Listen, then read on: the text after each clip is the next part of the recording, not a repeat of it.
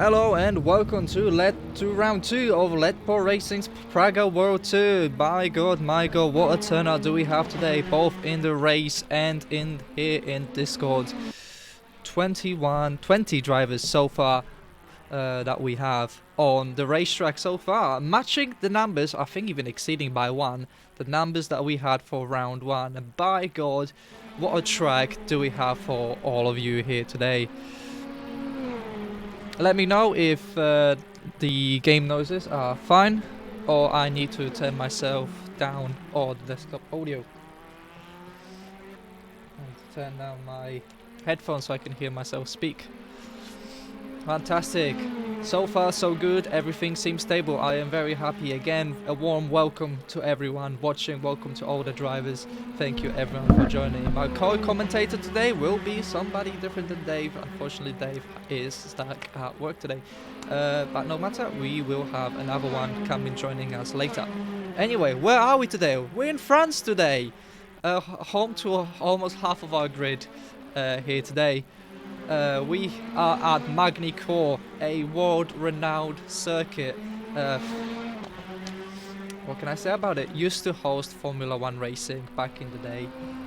No longer does. We no longer even have French Grand Prix in the Formula 1 circuit after Paul Ricard was dropped. But what can I tell you? We have a stacked grid today. We have, from the practice lap times that we have had, it looks like it's going to be a very tight race between 5 drivers at the top. Those being Juan Gramage, Ike Marve, Johan Karolczak, Victor Bernard, and Danny Tatui will be all in the mix there.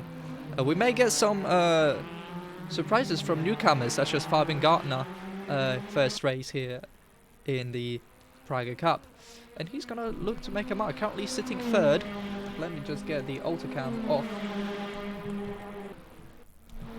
so I can actually pick the drivers. Fabian Gärtner. I hope I'm pronouncing it correctly. I am unsure about the German fancy letters. Oh, fantastic. Another she we have had a huge amount of variety of people here today, and it's fantastic to see another one today.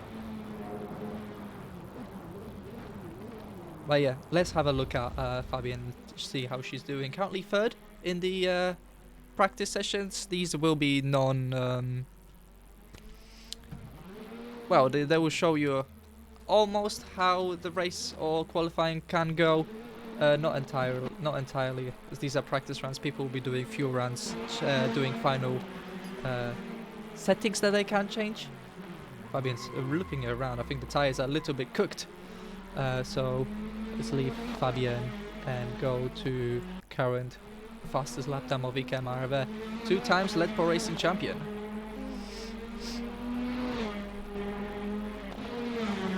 The 269s. Oh, the 269, the 369s would most likely be due to what do you call it? Well, these two, Ruplenas and Liao Gaudas, don't have custom skins. These are preset skins, and considering this skin is as close to the colors they run always, and as I like to call them, black and orange, the Yeet Motorsport color. And I think Arno is the rights holder to the number 69. As we see, Ruplena's going up to 5th fastest, 4.5 minutes, and then in the actual qualifying session we will see the true pace of these drivers. As we say, practice session is mostly final tweaks to setups, the minimal things you could do, tire pressures, aeros, anti-roll bars, and long final gear. Ben Rushworth, a very driver of the day for Dave last week on round 1, sporting his own color scheme with the number 29.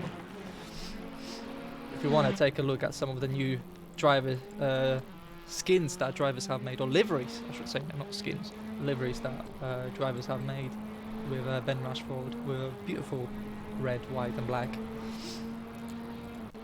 As we see, Fabian with the back road boys, I believe it's the team, with a beautiful yellow and black livery. Yeah, backroad bandits. Sorry, backroad bandits. Beautiful livery is her teammate. Yes, Tom Harding, the teammate of Fabian, driving today. So we have had quite a number of new drivers joining this championship, which is amazing to see as league providers, and quite a few new teams as well. Let's see, can we see somebody else? Not new driver per se, but sporting new livery for this race. Switch the engine supplier from Peugeot to Mugen. We have Mr. Karitsa, powered by the Mugen Honda. Marco Staggi makes his return. A driver previously racing with us in the Super GTs, Marco will be looking to make his first mark here in the Praga Cup. So definitely interested to see what he can come up with.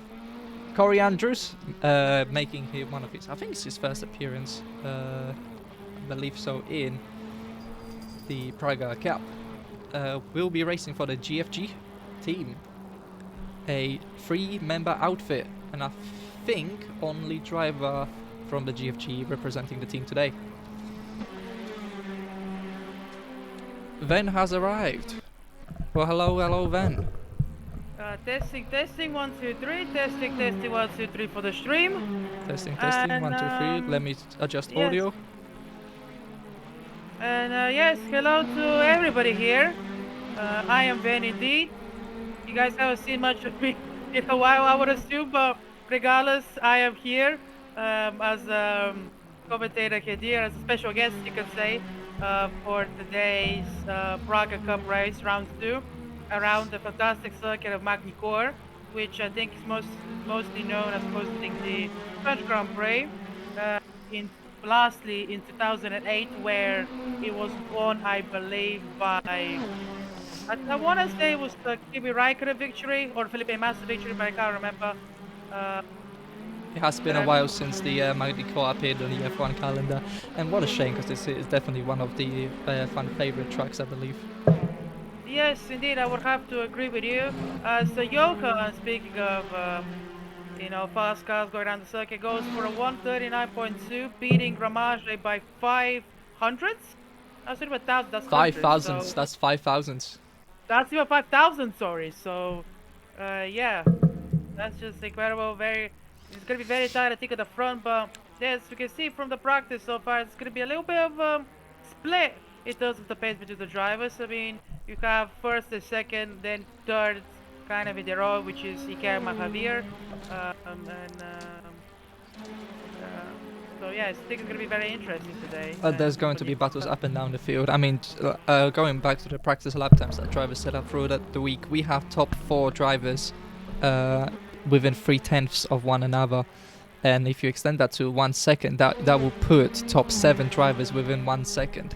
So there's definitely battles that will be going up and down the field. No matter where you are going to have somebody that you will be battling with. Yeah, I agree with you on that, and I think we're gonna see a fantastic race here today. These cars are, very fun to drive. I think the spins there. That's a very odd place to spin. Maybe too much throttle. Going up the hill too much. Maybe didn't get enough camber in the car. But yeah, regardless, I think it's gonna be a love race here today, and I love Magny Cours actually. I really do love hot lapping Magny Cours, especially. Maybe not the best circuit in terms of racing, but the first sector definitely supplies enough action. The two chicanes, two fast-paced chicanes, maybe some people. Oh, that's a speed too much on the curb, I think, and Saplanas goes for a spin. But yeah, like I was saying, I think maybe the fast-flowing nature of the circuit doesn't produce enough overtaking, but I think as a qualifying circuit on the edge, I think it's a fantastic circuit. We have to agree. It is, well, I myself, for me, is going to be a Marmite circuit because I'm not too keen on Magny Cours myself. It's very awkward in its nature of picking the racing lines. The thing, yeah, I would have to agree with you on that, but also it does provide very good switchback racing, especially in Sector 1, I find. Especially going through the uphill, I think well, lap 1 is going to be very interesting into the first corners because third one isn't going to be quite flat out, I don't think. So it's Uh, going to be very interesting to see. on lap 1, heavy fuel load with warmish tires. It's definitely going to be very interesting to see how the drivers manage that, but given how Silverstone was quite a clean affair, we are hoping that this will carry on over to Magny Cours as well. I mean, we have That's some very good and talented drivers with immense racecraft here. We have Juan, Ike, Johan, Danny, Victor. Yeah, I'm sorry to you guys that I don't have my spotter shoe or anything like that with me. I don't know too much of the drivers. I know some of my closest friends, of course, which are Victor Bernat. I know that, of course, Johan, who is a hot favorite, I think, for today's race. You have Juan, of course, who I saw early on was practicing for today's race, so he's definitely got to set up and practice very well. Arnaud, I think, is racing. Arnaud, I think his name is. I think that's a guy in Arno, P11. while we are on the topic of Arno, let's wish a big happy birthday to Arno today. Oh! It is his birthday at his home Grand Prix. So let's have a little bit of a happy birthday to Arno. There you go. Happy birthday to you, man. Enjoy it. I had my birthday yesterday, actually. Oh, happy So, birthday to you. We don't have a Bulgarian track for you to have your home race at. Sliven, the mod that was the circuit that never was Sliven. For those who don't know, Sliven was made into a Joyeux Assetto Corsa, and, anniversaire. there was some videos made about it, like what if F1 came to Sliven, but it was meant to be a Soviet Union project for Formula 1 before Hungaroring. We ran out of money, and therefore the project wasn't complete, and then Hungaroring came to Run exist. out of So, money. The story of Bulgaria. there were definitely concepts for the Grand Prix. I think the circuit was drawn up, of course, and everything, but I don't think it just ever got above that. It was also going to be an airport circuit in Sliven, but it never happened. It never came to fruition. So yeah, that was the only time F1 was nearly came to Bulgaria. And now we can basically rely on maybe a show, which I mean, to be fair, Formula 1 came recently to Plovdiv for a show run. Red Bull did at least, and you had David Coulthard passing by the streets of Plovdiv, one of the oldest cities in Europe, I must say. So yeah, it's definitely gonna be a very, very interesting if F1 came to Bulgaria. But regardless, That's off topic. We need to hear for the Praga Cup. And Matt, what do you think for this qualifying session up ahead? What do you think is gonna happen? Do we Oh see? man, Are given we the gonna see are we gonna see a massive shake-up in the order, or do you think it's gonna be the same as practice? I don't honestly, it could go either way. I don't think Victor Bernard set a representative lap time in practice at all. So honestly, it will be anyone's guess. I cannot with 100% certainty tell you who's going to get a pole position, but I think roughly we have an idea of who the front runners, mid pack, and the back markers are. However, given Decent. the nature of this circuit, given the nature of racing, we could have some surprise results even after qualifying. So Yeah, for sure. And this Siju is out with your car. I didn't know Siju was also racing this, the Cyanide Academy team. Uh, I'm really sorry, guys. I'm not up to spec with the teams. I really do have to apologize again for that. I used to watch Lead Four. I have to be honest. I'm the owner, of course, as many of you know, of Over the Limit, and there have been some changes over there in that community, which has been, which we have to adapt to, and we kind of I think I'm happy to state with this with Miles that we kind of have a little bit of a partnership between us, we in the have sense we that have had a quiet partnership for quite a while now. It goes over into years now. Over the Limit has been a great partner to us, and likewise, I would hope that Let for Racing has been uh, a good partner yeah, to Over the Limit. yeah, and we kind of have a lot of agreements between each other, and I can definitely say that we have some changes to the circuit. We're gonna have a season finale next Friday, which is gonna be a 1 hour special with the Porsche Cup 2004 around Nordschleife. Matt's definitely gonna like that, but I think some Oh of you guys God. might enjoy it. So if you know the OTL server link, you can just sign up, and if you wanna watch the Grand Prix, or even tune. Hopefully, we're gonna be able to stream the Grand Prix, of course. Or if you just wanna race today and feel the enjoyment out of it, feel free to go ahead. As enough for the drivers are now popping over the final chicane, and Johan is starting his squad lap. Indeed, so we're going to see what the Frenchman can do at his home Grand Prix. A favourite, Johan is a favourite to win the championship, but it has, since round one and the practice session, there have been quite a few names that Johan might not have expected to be so close to him as they were, I given mean, the previous 2 seasons. I remember the Super GTs where there was Marcus Glenn when I was a ghost guest commentator. Sorry, not a ghost commentator. No, Though when I was very, a very guest. much still alive for now. Yeah, yeah. When I was guest commentator, and that was a very close race. I remember from Yoka, Diker, and Juan. I think Juan crashed. I think Suji was involved in something. But it was definitely a very interesting Grand Prix. And can I just say, it's lovely to see so much interest in the league of Praga Cup. For the community, of course, I think that's everything that the community strives in terms of getting active drivers out of circuit. I think it's lovely what the League community is doing right now, and Oh, yeah, it's definitely a massive surprise to us, a welcome surprise to have so much interest to it. I was actually worried that we would run out of grid slots on the day, uh, so last minute grid extensions had to be done. But it's great to see, and we just hope that we can carry this momentum throughout the season. Uh, of this, and Finally, we're getting grid slots that reached what OTL could do, because you guys had the Endurance League, which was extremely popular, and you had like 26, 28 drivers on those grids. I can definitely say I can't say this is a little bit confidential news, but I can say that what season are we even on? uh, Season 1 was LMP2 GT4, Season 2 was LMP2 GT3. Yeah, so now this is Season 3. Well, Yeah, so Season 3 of Outleg, I can definitely confirm it. I can't say officially the date of when it's starting or the scheduling like that, but I can definitely say it's in the works.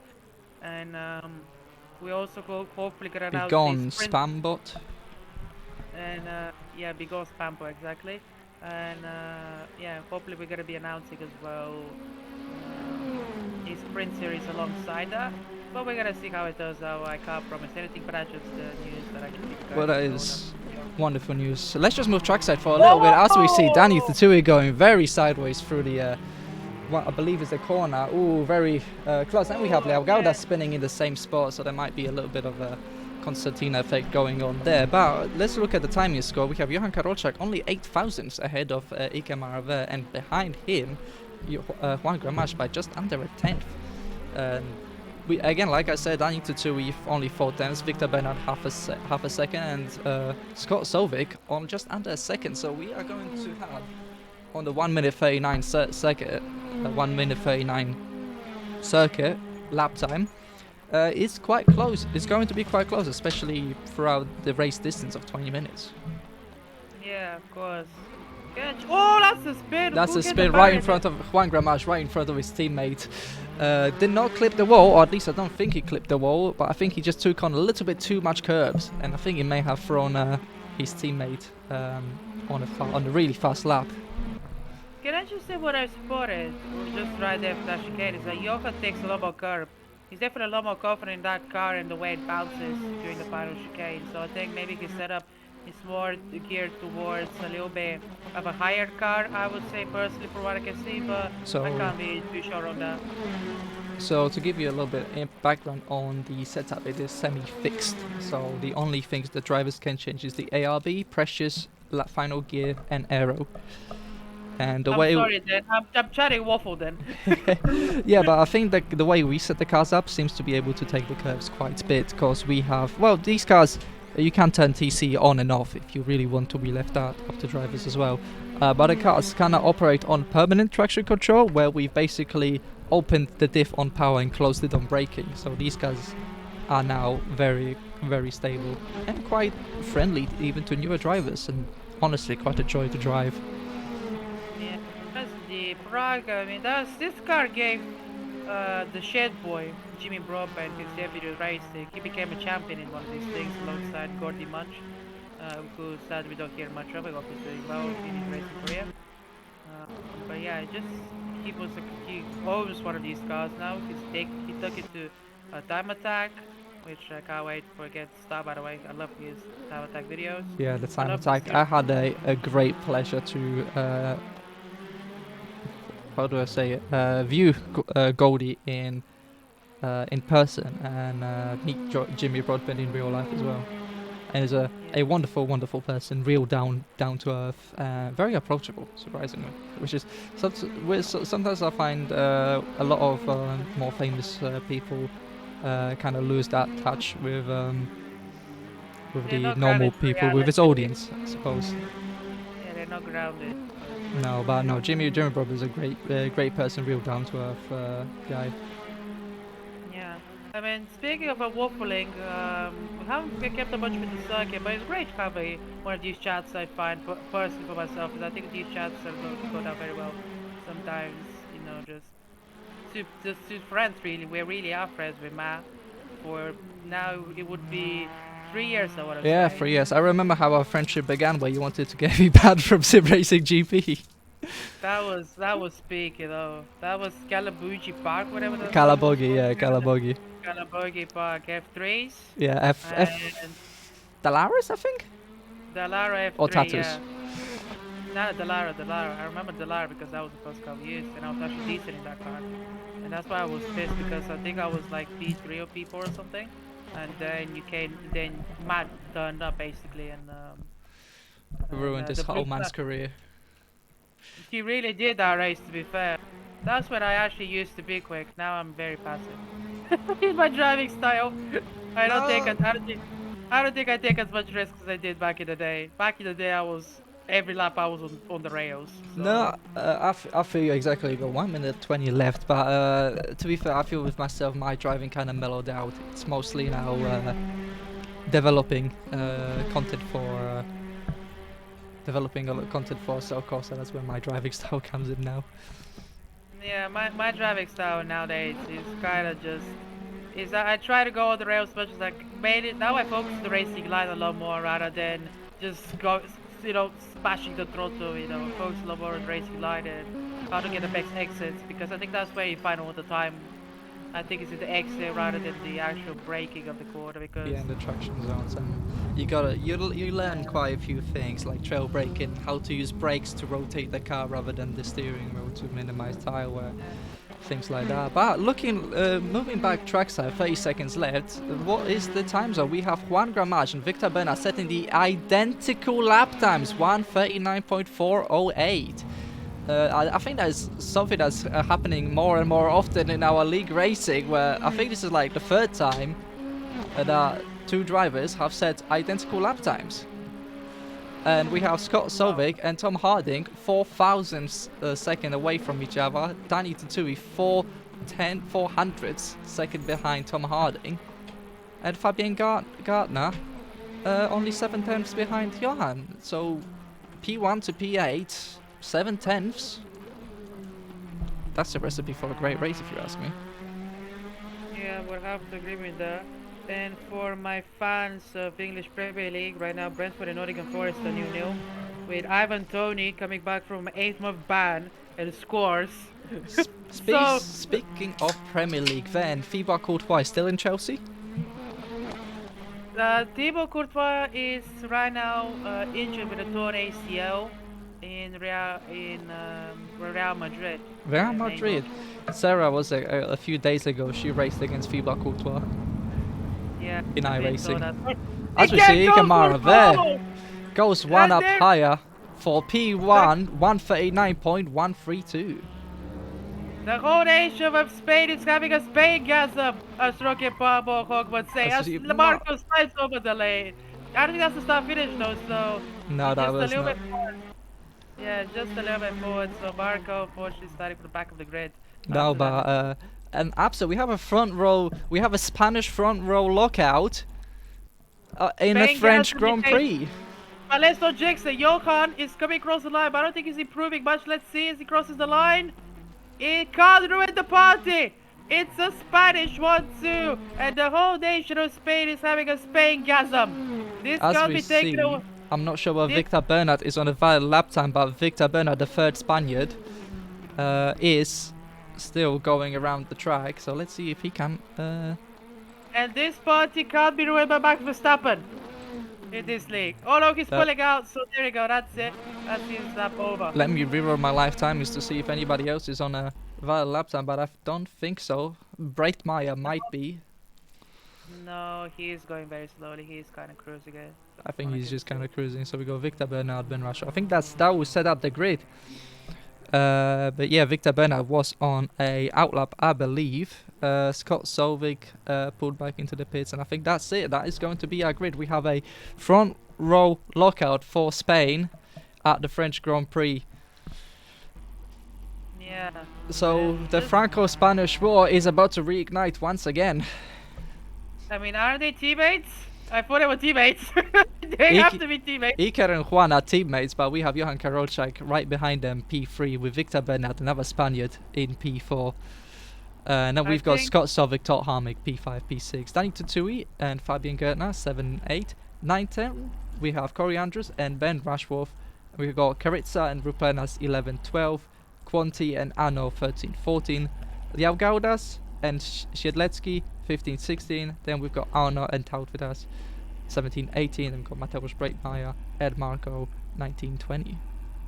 I'm surprised with Sven's performance, if I think is the right one. Because He's a quick he- driver, but he is apparently driving with an injury he had. He was doing a lot of chest days and apparently had to clean a lot of snow. I think Lithuania is currently buried. buried alive. No, but no jokes aside, of course, I wish everybody to be safe in these snowy days because I had snow here in Bulgaria and the whole country's going into disarray. So it's still snowing in Sofia. It's not snowing where I live, but it's definitely snowing in Sofia. So it's definitely, yesterday it was 70 degrees where I lived. Now it's snowing. Do you So know welcome what? to global warming. I was was it 2 days ago? It was -5, and I was doing Uber, and now it's +5, +10. Sorry.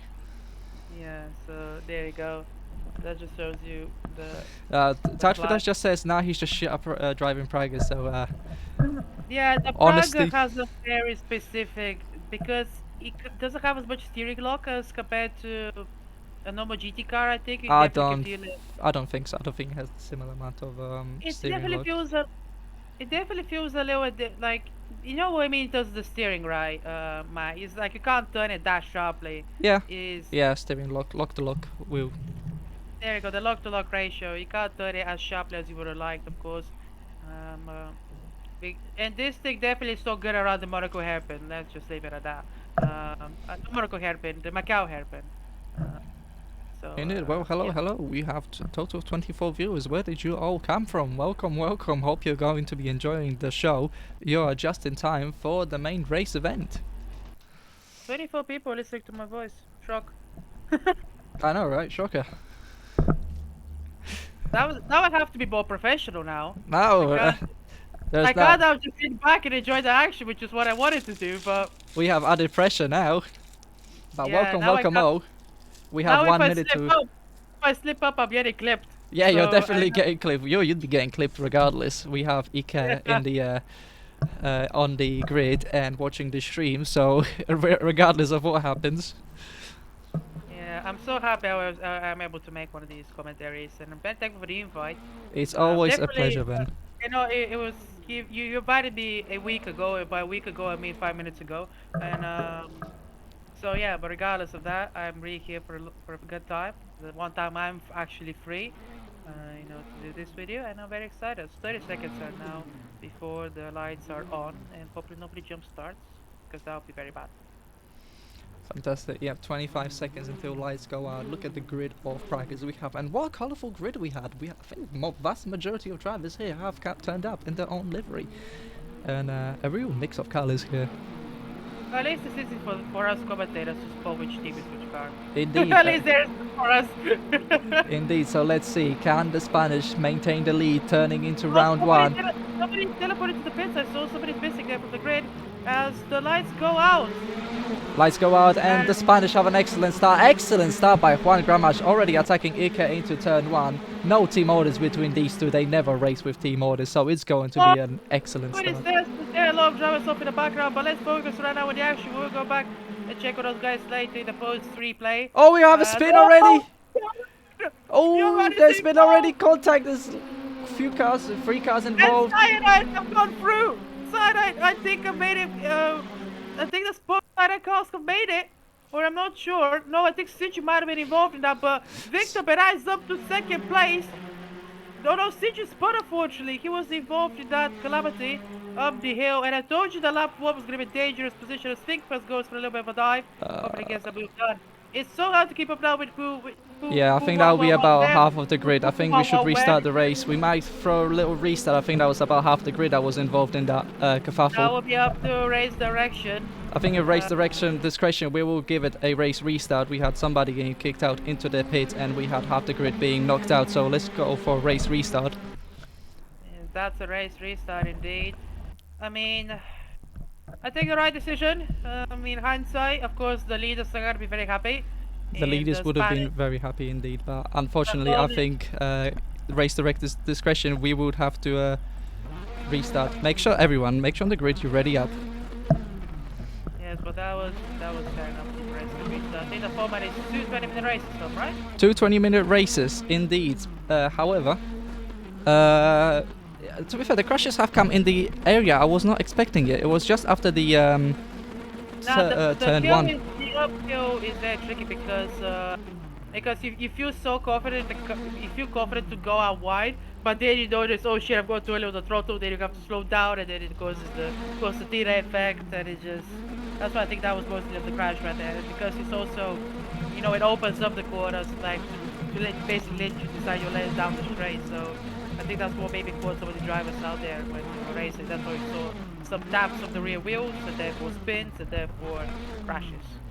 I think it's the best way to explain it. Also, final audio check, so make sure to let me know whether the event is audible over the noise of the game. I mean, even if I'm not audible, I don't mind too much. Nah, At least nah, I'm nah. waffling. Your commentary, your commentary is vital to the content. As we get 6 lights go out, let's see, drivers. This is the final restart. No more restarts after this. We only operate on 1 restart. Let's see if Juan can get a better restart. Johan gets an even worse restart. It's already under time by the third Spaniard on the grid, Victor Bernard. And it seems to be so far so good. Everyone more or less keeping it clean and not taking too many big risks. Let's see if they can keep it back up onto the run up to what, turn 2? The big overtaking opportunity that is the hairpin. Yeah, of course. I don't think we saw any quick rushes down the uphill section, which is of course great to see. But yes, I think that they go. Oh, we have a big crash. We have. Yep. Oh, that was a big collection of cars into the hairpin. Drivers being collected. Yeah, I mean that was gotta happen. I think some people braking earlier, some braking late. You know, it's just the kind of confidence you have in the car of that lap one is what causes the most that crash, I think, into the hairpin. So some people are going to be losing their rear wings, a little bit of rear wing damage, which they have to carry off the rest of the race, which is going to slow you down in the straight line speed, which is what I think the main cause is in a set of courses, that you lose straight line speed depending on the damage. So, yeah, but regardless, I think most of the drivers are going to be fighting here as they go through the uphill chicane. Now into the hairpin where they're going to see a lot of the action. Teammates about to No, those will not be teammates. Ben Rushford is an independent. Tom Harding and Fabienne are teammates. So that shows you how much I know about the teams. That one can see how one could get confused, but then we see Ben Rashford fending off Tom Harding. Fabienne's going slow off the line. Maybe a little bit of off track. Maybe a little bit of an off track, a little bit of a half spin maybe, but she has been slow and is being swallowed by so many drivers. Oh, 3 wide into the first turn. I think that was mostly. We have to. Oh no, here we go, slide. We got big slide. I'm not sure who that is. That's Corey Andrews, I believe. No, maybe Markovic. It may have been Marco. I do believe it may have been Marco. Yep. That was a big spin from Marco. That was some good spotting from me there. Maybe I should make it to NASCAR. But regardless, Arno, the birthday boy, up to P9 in the points in his home Grand Prix. So yeah, Arno has had a phenomenal start. What more can he wish for? The only thing to wish for is reverse grid pole, which is P10, right? P12. P12 even. So right now, he'll be starting in P4. Oh, we have had some incidents up on the front leader. Johan Karolczak up to P3, Victor Bernard now taking the lead. Juan falling down to P5. Yeah, wow. A little bit of a surprise there. I mean, of course, right now in the lead we have Abidjan, Opier, Nico Machinery and Assetto Corsa in P1. We have Johan in P3, Mahaver. I still can't get right after 3 years. In P2. In P4, is somebody I don't think I've seen before. We have Scott Solvik in P4. Scott Solvik from the dubbed Dutch team from Norway. Ben in P6. 5 is one, like I said earlier. So yeah, I think it's definitely going to be an interesting development in this race as people. This is a core which is. Oh, we had a big contact from Karitsa. That was definitely. That was definitely on Karitsa right there. Just looked at both wheels and went straight on into Liao Gaudas. The brakes are so tricky on this, so I can't blame the driver for that. I mean, no ABS in this thing, of course. Which I think you might no, you have ABS in this thing, don't you? There is no ABS in this thing. There's no ABS. So no ABS. Yeah, so there you go. That was a straight up the lockup. So your ABS is moving your brake bias backwards. Exactly. So. Well, let's see Ben Rushford trying to. Oh, will Ben Rushford make the move stick on Juan? Juan has got the outside line. Can he make the move stick? Still side by side with Juan, moving into the right-left chicanes. And no, Juan keeps the position. Another braking zone to go. Very awkward this section of the track. Pretty much one line. And who is that in the gravel? Falling back many places. That's Scott Solvik. Oh, Scott Solvik. He was doing so well. No wonder. That's really sad. Oh. Yeah, very bad. Or maybe it's a big brain play to get reverse pole. He was going so far up. I don't think that was it. Scott Solvik did mention previously in the commentary that it will be a miracle if he doesn't spin, and he brought his own undoing right there. I mean, 5 minutes to the race, to be fair, so it's like turning up to class 10 minutes late. pursuit out of last evidence lane. So As you see, Daniel Stewart making a move down the inside of Fabian. A good move, nicely done. Can Fabian make a switchback? No, she can't. So that is a one move up, one position higher for Daniel Stewart as Johan Karocek sets the fastest lap time with 1:40.084. Still a far cry from the pole position lap time we had in the previous session. yeah, it's very interesting so far the developments in this race. You have to say, I mean, the battle for Madrid I think is getting quarter and more right now. I think that we should maybe focus that a little bit more because I think Johan, I think, is a very driver who's going to make the next move. I think. Right, but the battle for the wooden spoon really between Hanno and Breckmeyer. Of course, Hanno on his laptop, the Novo Gaming, using a driving for GT, logically driving for GT, I want to say. So very old school equipment, but he's able. Ooh, Tom Harding makes a mistake. Right, straight lines the chicane. That's the warning. And I think he has already given up the time he earned by going wide into that corner. Maybe, but regardless, did you make spoiler advantage from that? Goes to P6 to help out in the Constructor Championship alongside his teammate Victor Bernat. Yeah, there's going to be a very tight battle, I feel like, between Sinai Academy and Plus Ultra Team Automobilismo. But we cannot discount the Patrouille de France, I believe that's how it's called. Let's have a look. Patrouille de France. Patrouille de France. French is a interesting language. Is Johan and who in that team? It's Johan and Arno, the two Frenchmen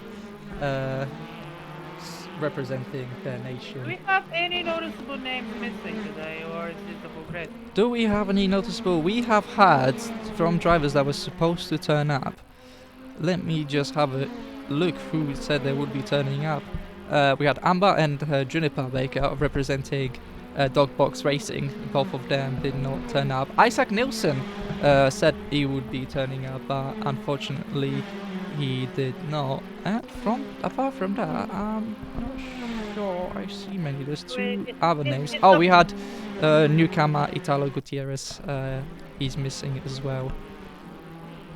I mean, it's basically the all-star squad from BTCC, then Super GT, and now Praga Cup. So yeah, it's an all-star lineup. I have to say with you on that. There is definitely an all-star lineup, especially the top three. We have the two-time champion Ike Marve for Let's Pro Racing. We have Johan Karolczak, the driver who is the unluckiest when it comes to timing.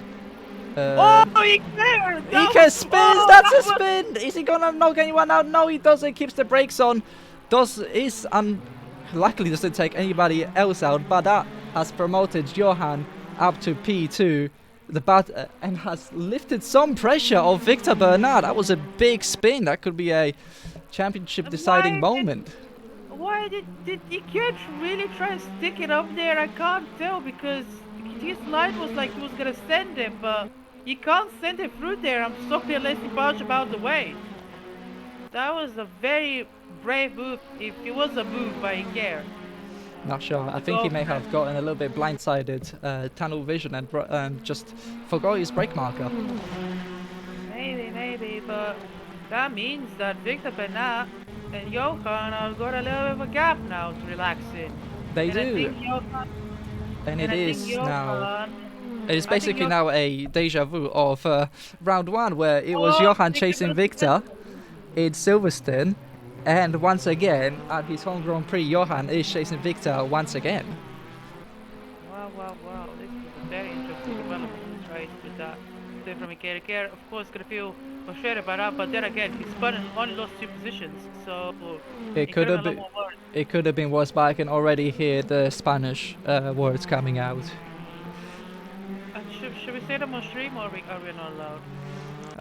I'd say if the Spanish duo comes on, they can probably vent their frustrations out.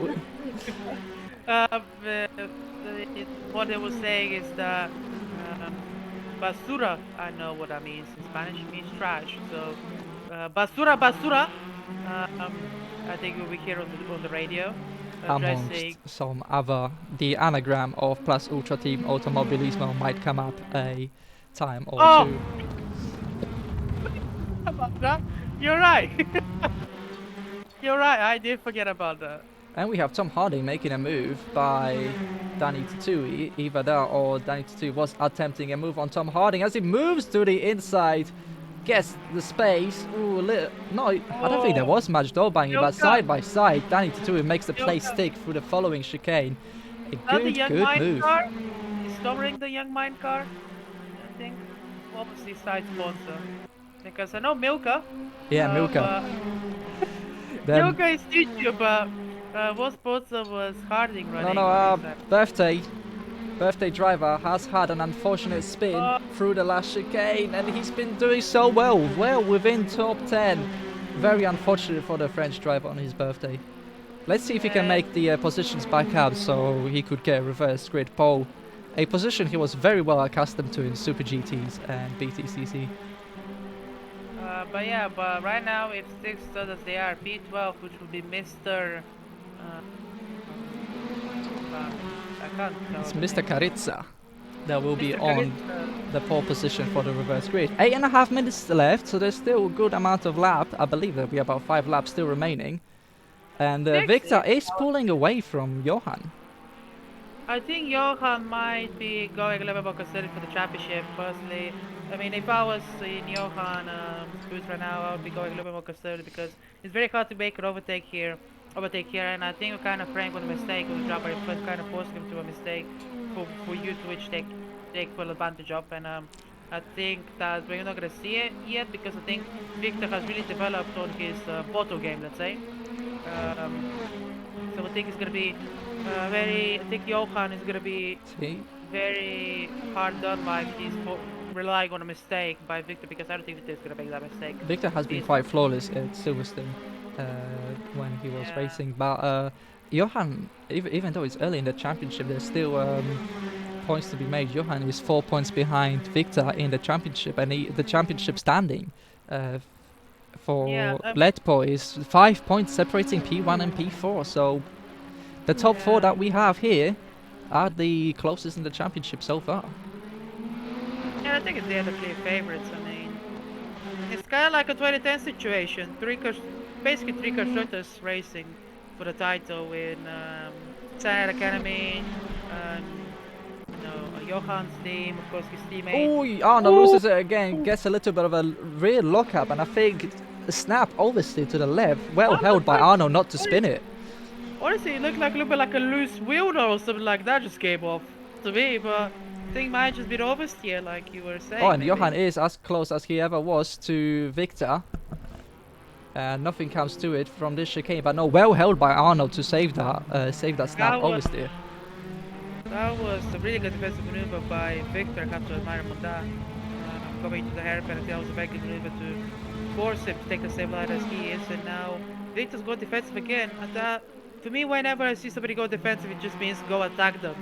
So I think Victor has kind of, acknowledged the pressure that he has on himself, and now it's game time. As we see the back of the field, which I guess is a part of the reverse grid pole battle. Mr. Carizza has lost 2 positions. He's now behind Anno in P14.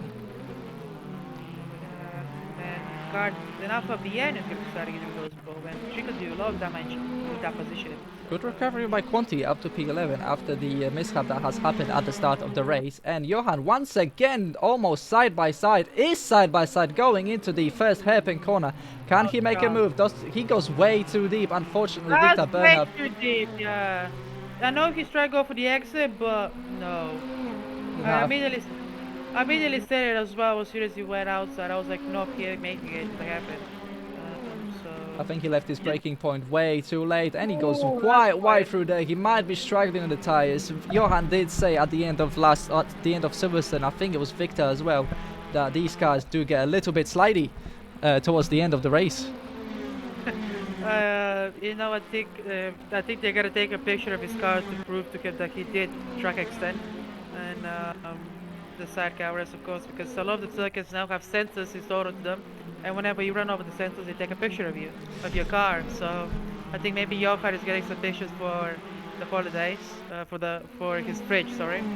Yeah, it's gonna be a very interesting development. He's last 5 minutes of the race, and it's gonna be what 3, 4 more laps if he will get lucky with that. So yeah.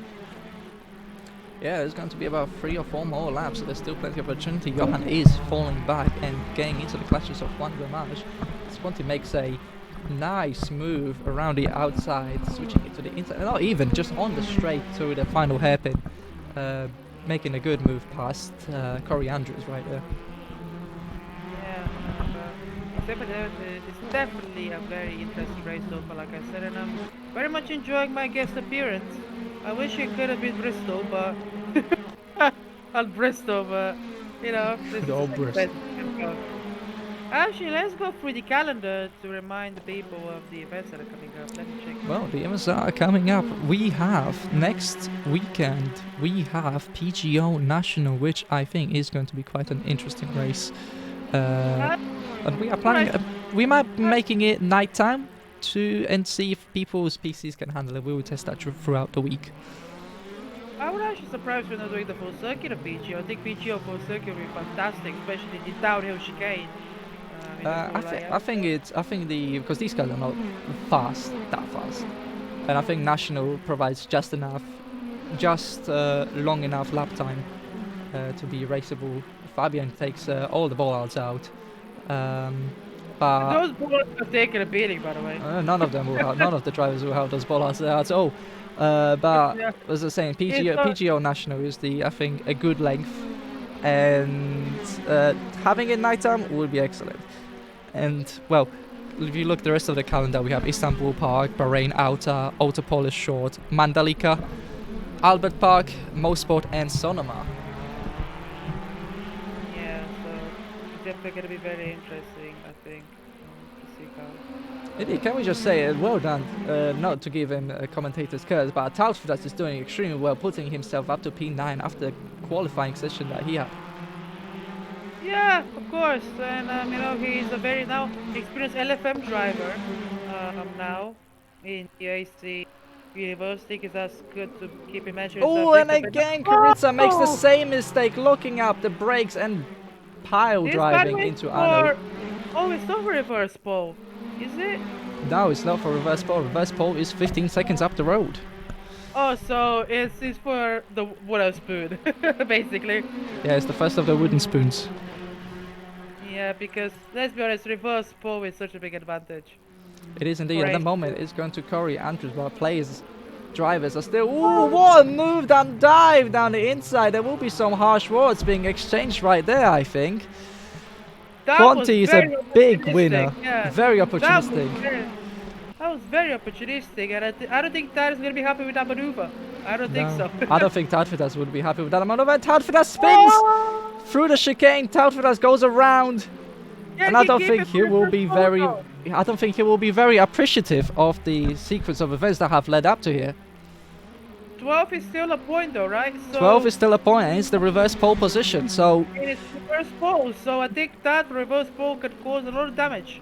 But I think there's going to be quite a heated exchange happening after the races, and I think Quanti goes wide and is forced onto the defensive. Corey Andrews tries to make a move around the outside, but I guess just ran wide. But yeah, the battle for the lead, I told you that Victor isn't bottling. Yeah, he's definitely improved his bottle game, as I like to say. He's definitely not got into the mistake yet, and he's driving very well. He's in peak form right now, I have to say. We've seen some weak points of Victor, where he's made some crucial mistakes, which have cost him in the championship. Right now, you're seeing the composed Victor that I think we all know of. Indeed, he is driving at the moment flawlessly. It's probably infuriating Johan a little bit, considering that as it currently stands, both of them will be starting bottom of the reverse grid. Johan attempting to move around the outside. Can he cut back inside? No, Victor positions his car perfectly to prevent a switchback maneuver. Good defensive driving from Victor. I told you, Victor's driving has been on fleek, honestly. He does the right word to say on fleek, because he still kept you on the edge, but then again, he's made those defensive maneuvers which really do matter. That's a word I haven't heard since 2022. Wow. My eyebrows on fleek. Indeed. There you go. Look at that. 3 tenths. There's a final opportunity. Johan, will he make a lunge down the Final lap, inside? actually. No, Yeah, this I is don't final think lap, so. final corner. I think This is Victor will final have lap. it unless he makes a mistake through the chicane. Victor will have race 1 victory. And across And the line, it will be go into the Victor, blue but running out. but by how close? It was less than a tenth. Can I please get rid of the this, please, and this? There we go. Less than a tenth of a second between Victor and Johan. That is a close Let's finishing focus on position. reverse pole. Let's see what is reverse pole gonna be like. Who's gonna get the reverse pole? I Because think it's going to be Tautvidas. if Tautvidas gets it, I think it could cause a lot of damage from that first place. In the sense that I think he will kind of, if as long as he makes it to us safe, I think he's gonna be able to get a lot more clean air. He'll be able to use that clean air to convert it into pace, and therefore go and potentially get into the bonus pace. I could even say honestly, because I think if he runs away quick enough at the start of the race, I think he's like I said, a part of one of the faster cars on the grid. So if he takes full advantage of it, I think we can see him a very good points finish. Indeed, I think we could take a very good point position from Tautvidas, but I still think he will be a little bit annoyed by the action that has taken place. I will quickly go into the chat of the drivers in the live chat, see what has been happening. They're all cooking. They're all cooking. They definitely do be cooking. Let's just say that fun fact is that Citroen is going to be the only driver who's going to be starting his grid slot, I think, from qualifying in P6. He's going to be the only one who is starting from the same spot, I think, as he qualified, because he's starting in P6. I have things about. Well done to Victor Bernard for the victory. Narrowly holding off Johan Karolczak for the first place. We have to go back and analyze the defensive maneuvers, because Victor, every defensive move was on point. Like every time he needed to go defensive, he did it, but very well, because a lot of the time when drivers go defensive, they just go defensive for the sake of it. They don't know why they're actually going defensive, but Bernat knew exactly what he had to do, how to do it, where he could overtake, where Johan couldn't overtake. That's just what you do as a driver, especially him. Is like he's looking behind his mirrors and he's seeing where he's braking later, where he's braking earlier compared to him, what speed he's taking to the quarter and what not. And that's just a very big philosophy around racing, and I think Victor implemented it today brilliantly in his battle against Johan here today, and I think that was a masterclass of defensive driving alongside the Alonso Schumacher 2005. Indeed. Well, let's go through the finishing positions then. Victor Bernard P1, Johan Karolczak P2 by only a tenth. Ike Maraver with a P3 ahead of Juan Gramage. I think Juan has made another mistake somewhere along the track to put him behind his teammate once again. So from front low workout to 3-4 finish. 5-6 we have Ben Rushworth and Danny Tutui, Tom Harding and Fabian Gertner locking out the 7th and 8th as both teammates. Andrews and Conti 9 and 10, Scott Solvik and Tautvidas 11 and 12, Ruplenas, Arno, Karitsa, Liaugaudas, Arno, Breitmeyer, Marco and Shiedlecki. How much cooldown do we still have? We got about at least a minute and a half. That's the how much before lights go out. Because your fellow commentator has to get something to drink to cool down from that hot race, if I do say so myself. So, yeah, but regardless, man, thank you for the invite again. Thank you for joining us. It's an absolute pleasure commentating with you every single time. And thank you to all the viewers currently in the chat. Saying that I've got 19 viewers, so welcome all. Hope you are all enjoying the show. Hope the camera directions are very good, and the action is always on your screen. But what a race have we had? We had quite a few dramatic moments. We had quite a few moments of skill where it has been depleted, and we have so much to look forward to in race 2.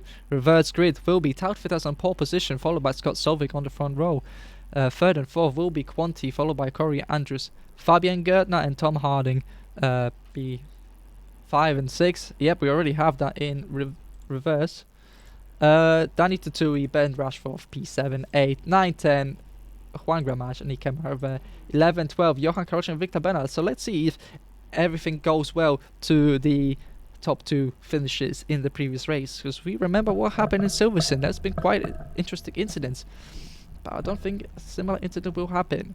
Rest of the grid was in the finishing position, so we have Simas Rupelnas and Arno 13, 14, Karitsa and Liao Gaudas 15, 16, 17, 18 we have Arno and Breitmeyer, 19, 20 we have Marco and Chidletsky. So moving back on, let's see, hopefully a good clean race start. I believe there's less than a minute till the race starts, 30 seconds until the race starts.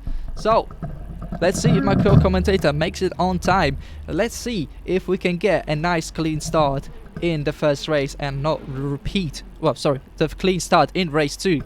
And let's hope we don't have the repeat of race 1, because doing a restart on the second race is a little bit more complicated than race 1. We will have 6 lights going out and 6 lights will go off, and all 20 drivers will launch towards turn 1. Let's see how crazy. We have bad start from Coriandros, fell asleep on the start. He's going to get swamped immediately. That's going to Tautfitas already losing place to Scott Southern with a blitzing start. So far so good from all the drivers. Let's see. Oh no, it's not all good. Oh well, we have spinners in the back. Who is that? I believe one of them is Mr. Karitsa.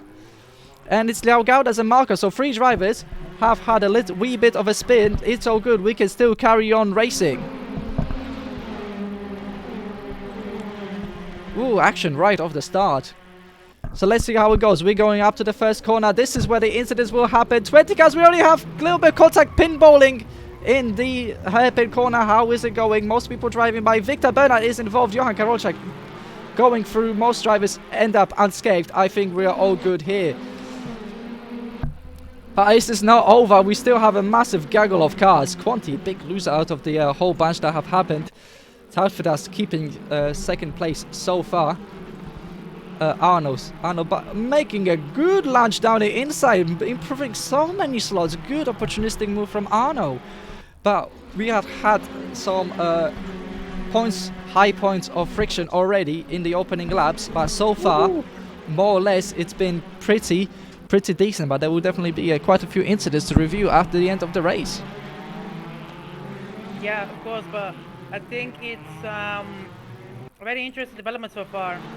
In terms of, you know, as I like to deem these races, I like to deem them, you have the 2 kind of fuels, the slower fuel and the faster fuel. And I think whoever is ahead of the fast fuel is always the one in contention winning the race.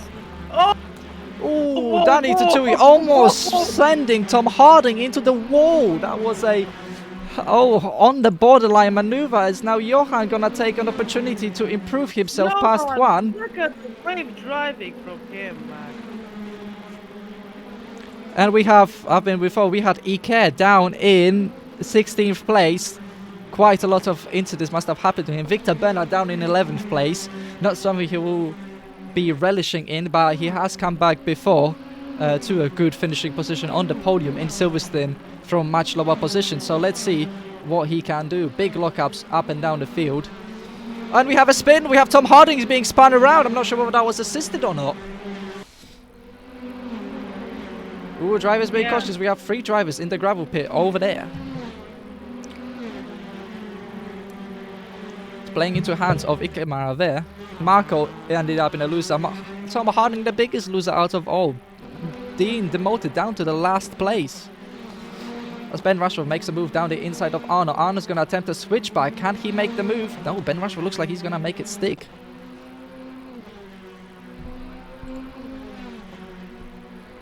Johan Karolczak all the way up to P5 already. Johan's on the move to make amends for race 1. Yeah, and I think it's going to be, like I said, I think that the Norwegian driver, Erling Haaland, in P1 currently, Scott Skobek right now is kind of made a very big gap to himself, and I think as long as he doesn't make any mistakes, I think he could be key for this race, this development. As he says, the fastest lap, but I think Johan is about to come and smash it. We will see, past a little queue. bit of door banging between Michał Szydlecki and Victor no, it's not Victor Bernard. Victor Bernard makes the fastest lap. It's Ike Marver, who's Michał is door banging at the current moment. Yeah, and I think Victor is... The problem is that with this race, like I said earlier, you have the queue of the fast cars, the queue of the slower cars, and as long as you're ahead of the queue of the fast cars, you are very certain to win the race. Are you ready So, for a three wide moment into the first hairpin? We have Johan, Tautfidas and Danny Tutui right there. And there's a fourth car arriving on the scene. Oh, will this end in tears? No, all the drivers make it through quite nicely, but Juan Gramage with the big winner out of this so far. They're still side by side with Danny Tutui, who's gonna back out. Who's gonna take the bollards? Ooh, one of them will take the ball out, and I think they all make it through just fine. And I think it's Danny Tutui keeping the position, but it's Johan round the outside. Not having enough drive just yet. He has the inside for the following corner, and will have the inside for the chicane. Oh no, Dan's got momentum here though. Dan's got momentum. This is gonna be where I think most of the crash happen. If it does happen, no. Dan's smartly backs out, and behind now is Victor Bernard. We try to follow his championship rival, Johan, in the quest. If I was Dan, I would have let him go personally. I don't think it's worth fighting for. I think you kind of just let the fast guys go through and you have your own race right now in this scenario. So yeah. It might be the way, but I think Danny Tutui would like to keep the position, especially to bring his teammate Victor Bernard back into contention, which he is doing. Victor Bernard only 7/10 behind Johan Karolczak, his main title rival. But for Johan, it's not just enough to finish ahead of Victor. He has to finish ahead of Juan as well, because they are... Let me take a look at the standings once again, very quickly.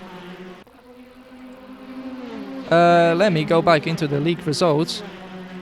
Indeed, Juan is 2 points ahead of Johan Karolczak, so even with the finishing position, if Juan finishes here, they could go level on points. Yeah, this is, like I said, a very interesting development in this race. You're gonna see that. I like to see a lot of development. Oh, contact between Leo Gaudas and Karitsa. That's a big development for the winner's booth right there. Oh, it's a big call there. It looks like most of them have been able to avoid a massive repercussions, but there will be, I think, some reviewing needed there. Yeah, that was a little bit of a track maneuver, I have to say. I didn't expect that to happen, especially from that far back, but then again, people really do misjudge sometimes the braking zone. It's quite easy to do that to the hairpin. You gotta deceive because of the braking zone right there, because it's a little bit bumpy as well, and turning circle of it, and all of those. You could also quite easily knock your braking markers out, because they are objects that you can knock out, and you're left with just guessing at that point. It's not really guessing, it's just instinct. Like, well, as he cares down in P11, though, he hasn't been able to go through the fast, slow up of traffic quick enough to be able to overcome his fellow rivals and his fellow teammate as well. And currently, I like, by the way, can we just say Scott is 3.2 now in the league, 3.1. And like I said earlier, if he continues at this rate, I think he is going to have a very good result. Indeed, there could be some very good results on there if he can keep it on the tarmac. But let's keep an eye out on the gap to Johan Karolczak and Victor Bernard, because that will be the defining element. One keeps the wheel in there, I think, just enough for me to be out of space. No, he is not. Sergio has crossed over. Oh, Johan makes a big mistake, has to cut the chicane. That was the sausage curve. That would have hurt the drivetrain massively. Of his undercar right there. That was a big scary bounce, and I think his vertebrae would have gone a little bit up and down.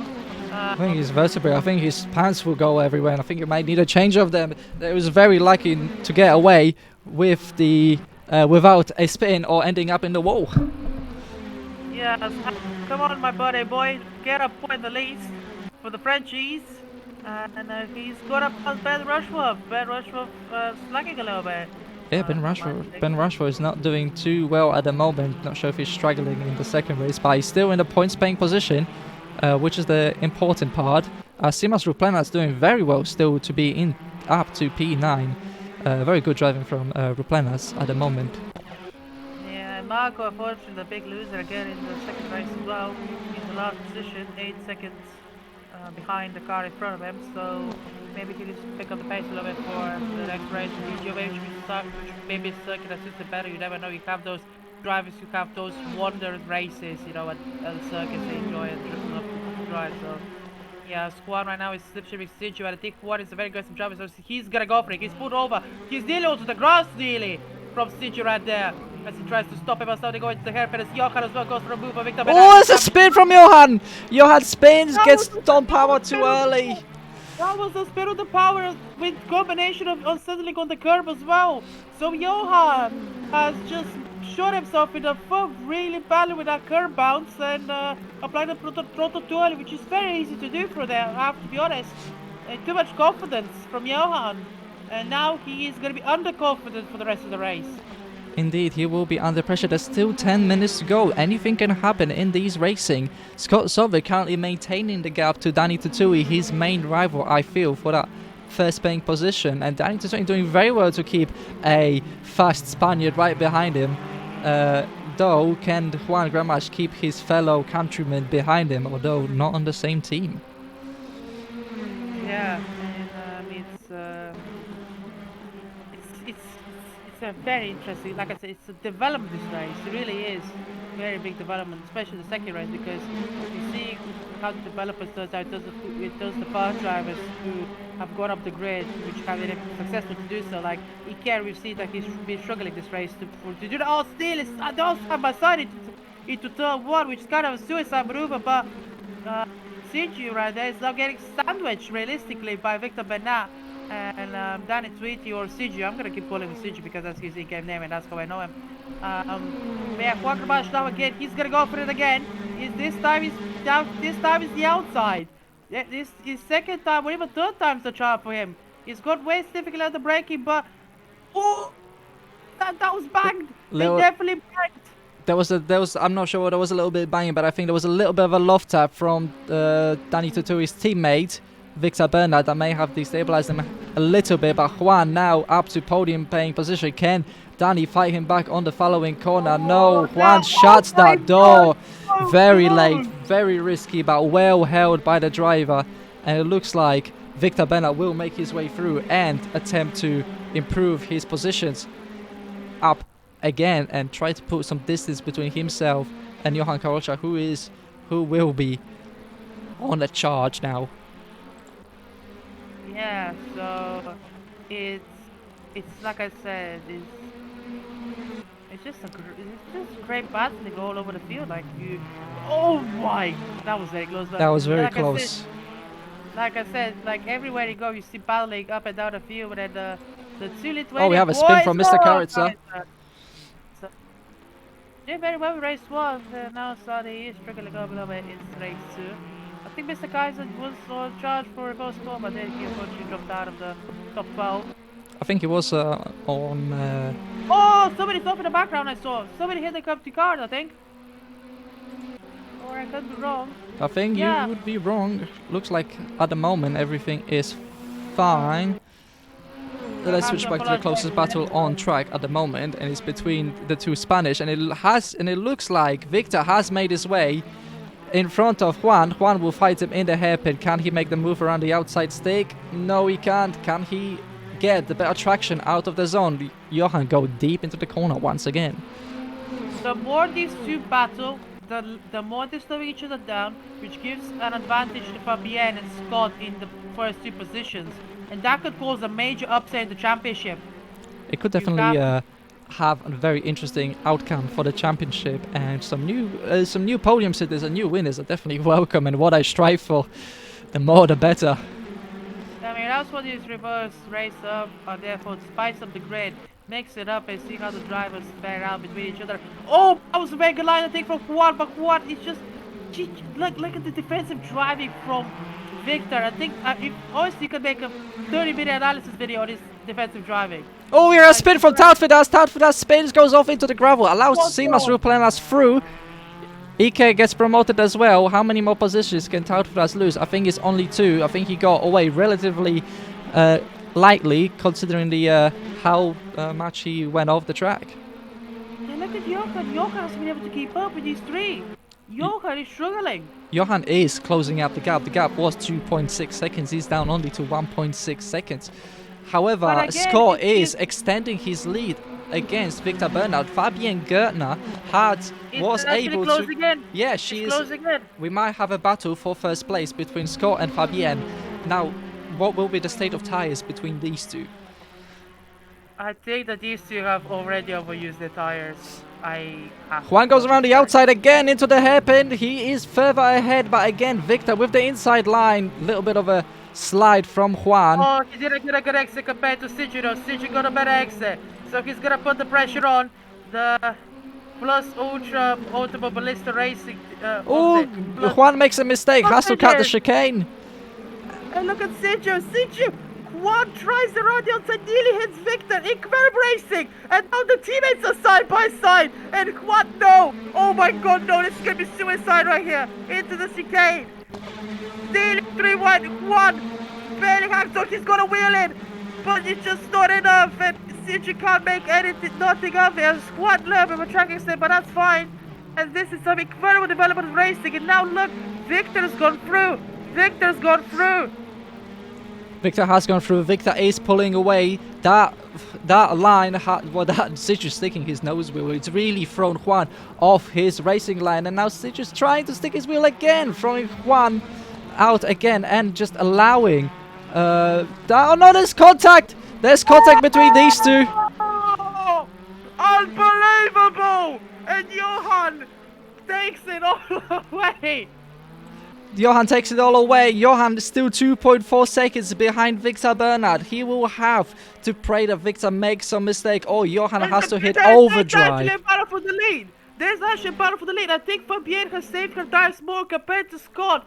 And I think we're now seeing the developments of it. That's Victor in the background right there. 5 seconds in 4 minutes. If these two drive consistently, I think you're going to see a major shock here in race 2. And that's all due to the reverse grid, personally, I have to say. Reverse grid is a staple of Let Pro racing, and this is why we love it. It always throws up some incredible, surprising results, and it has thrown some incredible race today, full of drama and controversies, one might say. Johan Karolczak chasing Victor Bernard, not making any inroads. He will have to take the lead down by a second, almost a lap. He will have to go a second a lap, even more, a second every minute, to be able to challenge Victor Bernard. I mean, and then again, you have to remember that Victor is also needs to gain time with Fabienne and Go, which that's, I think that's what cost Victor this race. And alongside Siju and Juan is that even if they kept it clean, they wouldn't have been able to score up for the lead. So I think this is the best chance Victor has got of a victory. Now is just to go full push on these tires. If he can get them to last, he could eventually at least squeeze onto the podium, and I think he's gonna have enough. But it's now 0.5 the gap to the lead as well. So this is a very interesting development. As we should probably tune in for the battle of P10 because it's 2 points. But just for your information, is that also in P9, who's definitely tires were ruined after his spin, and Anno as well in P15. As well is so we have an exhilarating battle for P7 between Juan, Ike and Simas Ruplenas. P6, sorry, even. Yeah, I think those two. Now they're gonna go fully at it. They're actually gonna battle. I think they've had enough. They've said that this race is the write-off for us. Let's actually have a little bit of a battle between each other. As Michael Sletsky is up to P30 now, the Polish driver. And Supletas is chilling behind the two drivers right there who are battling also each other. They have many battles on the Tokyo circuit, on the drift circuit, in Iker videos. And this is another chapter of their battling history, as I think they're gonna play successfully. No, Juan does not play successfully! And he's completely straight line as chicane as he gets the Sochika, but now he carries through. So what I was saying is the end of the race, is that Iker is through. Talfidas had a little bit of a spin, I think. He has lost more positions, down up to P11. Still points paying positions, but unfortunately lost quite a few good positions. Oh, that was the cut right there with the chicane, I think, and Wanda was able to go through the field. But I will watch the. But I honestly like these two very fun to watch. I have to agree, but I think the battle for the lead thing is gonna be more interesting now with the final lap. I need to see where the drivers are to be able to judge. Oh, that's gonna be final lap. That's surely gonna be final lap. That is going to Cross be off. the final lap. Indeed, Victor Bernard says Yeah. the fastest So lap of the final lap race to boot. is Johan Karolczak beats him on the final lap, so there's one more lap to that's the get. point. That's a point right there, right? Or That 2 is a points point even. indeed. That is 1 point for the fastest lap. Yeah. So there will be, I think, the battle that will be decided between Victor and Bernard. It won't be for the track paint position. It will be who gets the fastest lap to reduce the deficit to one another. Yeah. But Scott, the driver who said that he was inevitable to spin, because did he spinning in race 1? And look what I said earlier. I said earlier that when he spun, maybe it was a tactical decision to get reverse pole for race 2. Maybe he had that in mind. Maybe it was a 200 IQ play, but this isn't a 200 IQ play to race with your teammate. But I'm sure they did the Discord call with each other and kind of understood each other. Oh, that was Simonis Repletas right there with the grass, I think, breaking a little bit. So good job he was able to get it back stopped, but I think Fabien has lost 3/10 from the middle sector, so I think you're gonna see a new race with they both did. Was that a triple? Was that a triple skip of the chicane between the drivers there?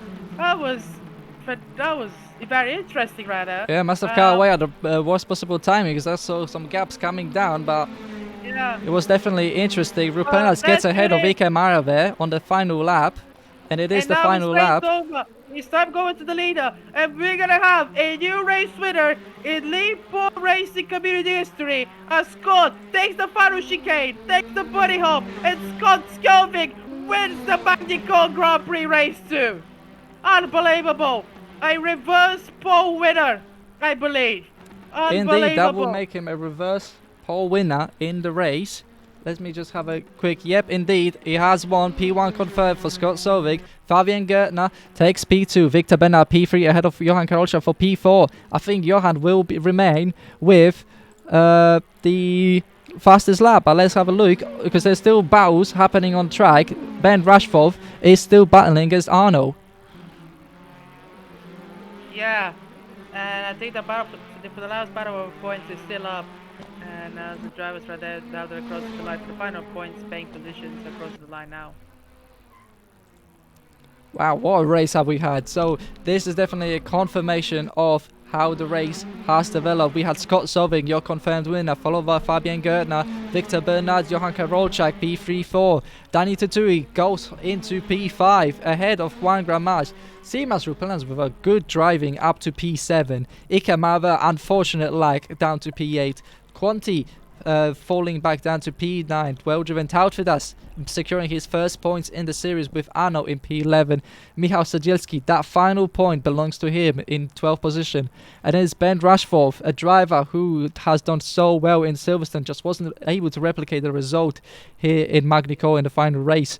P14 for Arno, the birthday driver. Unfortunately, was just outside, but he was doing so well. So congratulations, and again, happy birthday to Arno. P15 Liao Gaudas, Marco takes P16. P17 for Mateusz Breitmeier. P18 for Corey Andrew on his debut. Mr. Kurzer takes P19, and finally Tom Harding. Oof.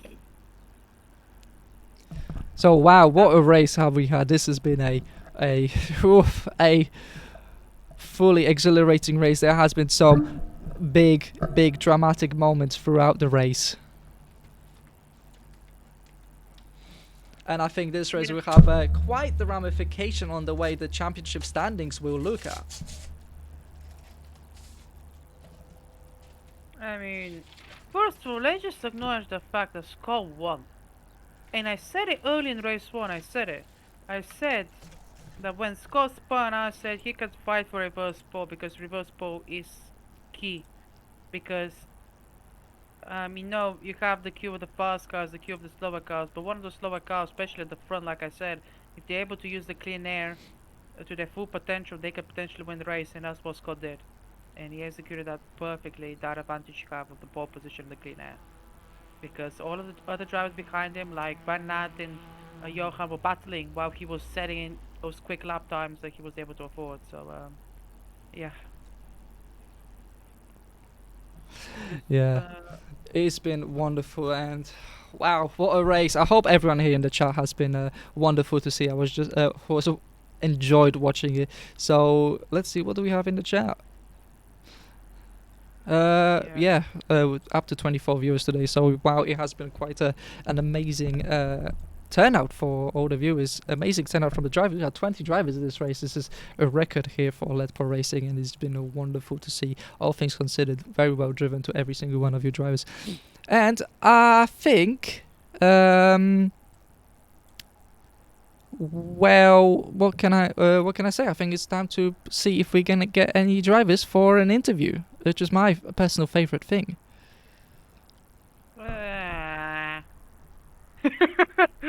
It's my favorite. I love it. I love hearing what the drivers have to say.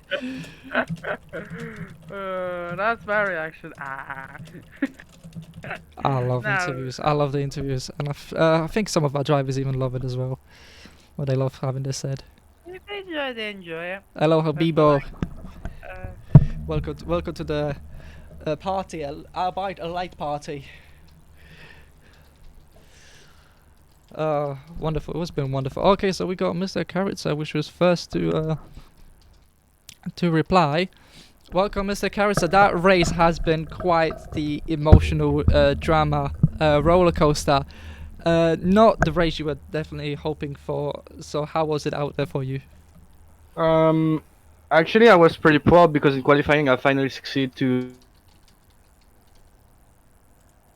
Oh, I think you cut out for a little moment.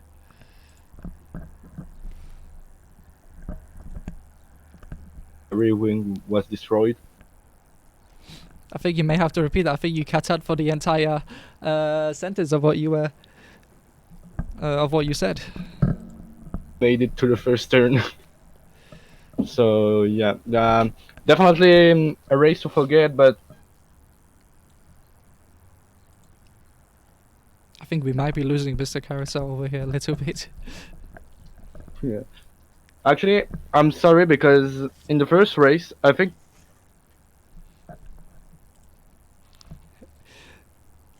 don't like it.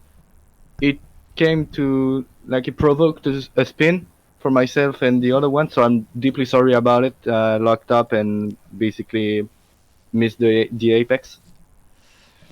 I don't know who it was, but yeah. I think from whenever we were watching, you definitely were struggling a little bit on the brakes. Do you think you would need to adjust the brake pressures and brake bias a little bit next time? Yeah, definitely. Well, regardless, there's definitely 2 drop rounds still left. So even if this is your worst round, there's still chances for you to do well in the championship.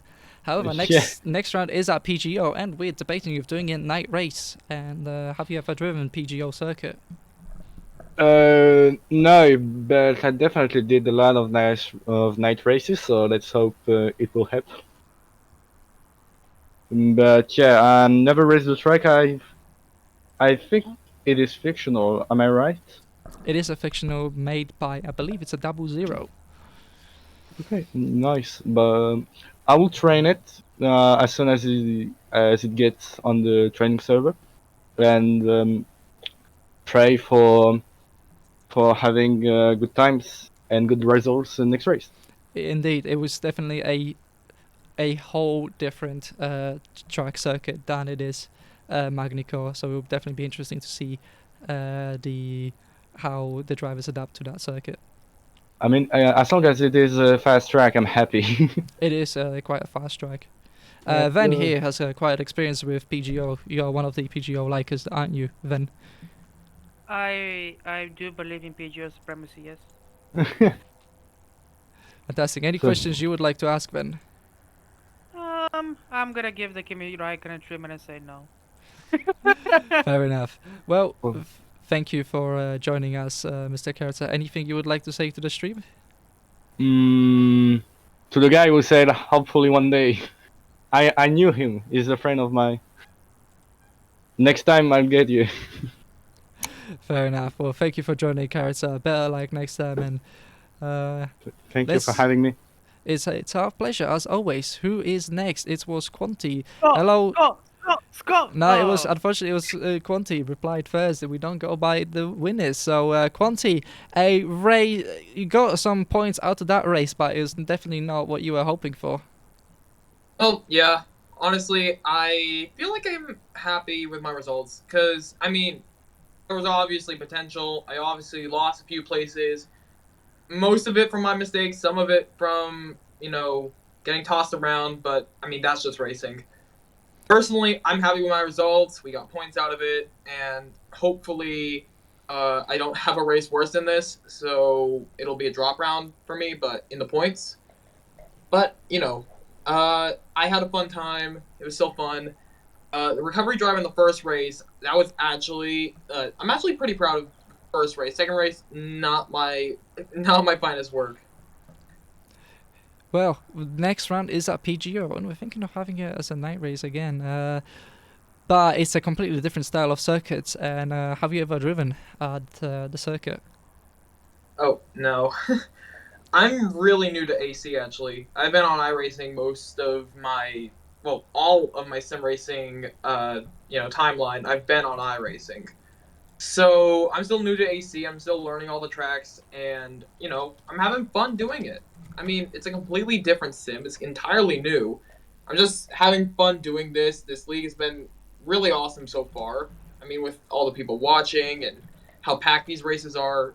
I mean, I'm just having a good time out here, and I'm excited to never touch Magny ever again. I know some people love it, but I am so glad that I never have to touch that track again. Oh no, I am on board with you. I'm not a fan of the way Magny Cours flows. Sarah here loves the circuit. Van here likes the circuit. No, qualifying circuit. Let's Qualifying specify. Not the circuit. qualifying circuit. And given my place in qualifying, I don't even like it as a qualifying circuit. That is fair enough. But again, PGO is a more modern style of a circuit. More of your Bahrain, more of your, Jeddah, I'd say. Right. Track in the desert. Yeah. Gonna see how everyone adapts to it.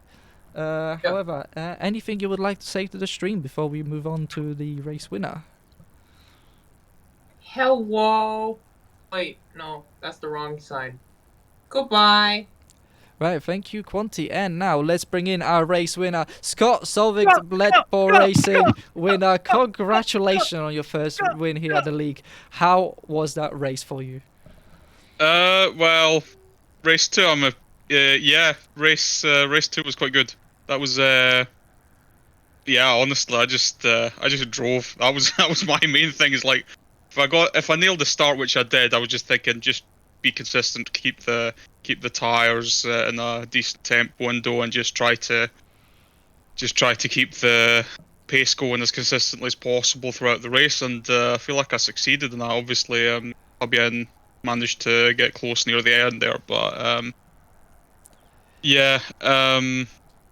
I mean, I was seeing her in the mirrors every lap towards the end there, and I was just thinking.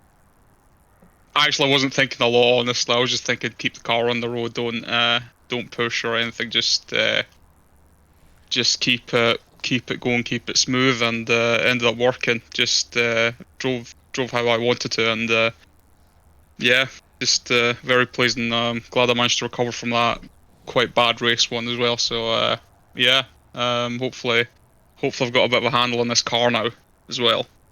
Well, definitely will be definitely good to see for you to bring the battle up to the top runners, but you have done an exceptional job in race 2. Fabienne has kept you honest. She did get quite close to you on the last couple of laps.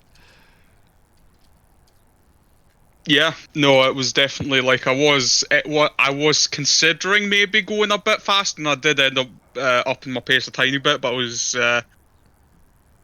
was honestly just focused on not making as few mistakes as possible and just trying to not do what I did in the first race and have the gearbox go snappy snap on me. Just making sure that I could actually keep it on the road first of all, because as that old adage goes, to finish first you have to finish. So definitely had some of that going through the race as well. So definitely a positive. I did have to fight for it, but didn't feel like I had to fight way too hard.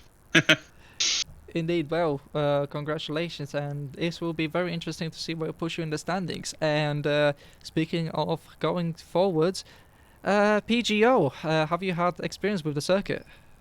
Never driven on it, never seen it, so it'll be interesting to see how that goes. I'm probably gonna have to take a few laps to get used to it, but Yeah, it's definitely a more fast-flowing circuit. It's more of your modern FIA F1 grade circuit. I'll be interested to see how that goes then. But yeah, I can't really predict anything. So just wait and see, honestly. Well, fantastic. Well, again, a big, massive congratulations to you, Scott. Then, do you have any questions for a race winner? You got an hour? Nah, I'm joking, but I'll put you in your own room and you can have a chat for an hour. your confidence was dropped to the floor. Did you think for that moment you said to yourself, right, I'm gonna get reverse pole here and I'm gonna go on to win race 2? Was that the full process, was just whatever happens, happens?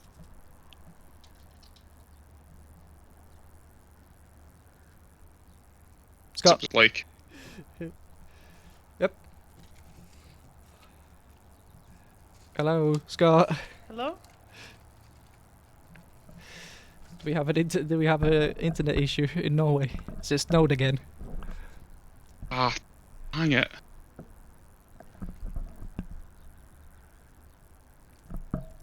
Yeah, well, I think. Hello. Oh, while Scott is away for a moment, it could be the disco screen up. So. Okay, so looks like Sarah is unable to hear any of us. Ven, are you here?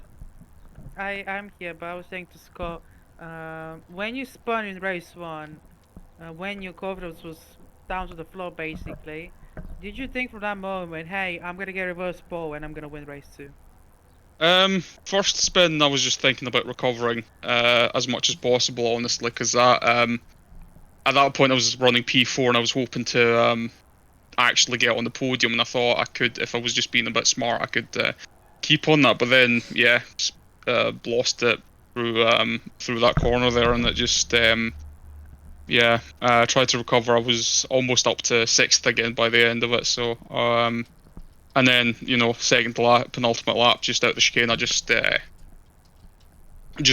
up dropping it and try to recover it, and it just doesn't let me do much on the grass, unfortunately. So you know, I probably had enough time to recover to keep P7, P8 or something, but P8 or P9, but yeah, when it came to that one, then I was just thinking, just keep on the road, just try not to do anything silly again, and yeah, just because I did get my confidence back throughout that run, but just kind of ruined it again, because I think I was quite close to side you at the end of race 1 before I dropped it, so I was actually aiming to get past him, but just couldn't, ended up making that error, and yeah, I would have liked to add more points in race 1, but I mean, it did end up with me on the front row for the second race, which allowed me to take that win. So I mean, I'd have liked to have a better overall result, but I'm not going to say no to a win. Alright, and final question from me, Scott, is you're an underdog. You were Luke Littler round 1 at the Dutch Championship. Now you're Luke Littler, who just won the World Grand Tour in darts terms. Do you feel right now that your expectations need to be raised for next round, or do you think maybe I'm still the underdog here and this was just a fluke victory?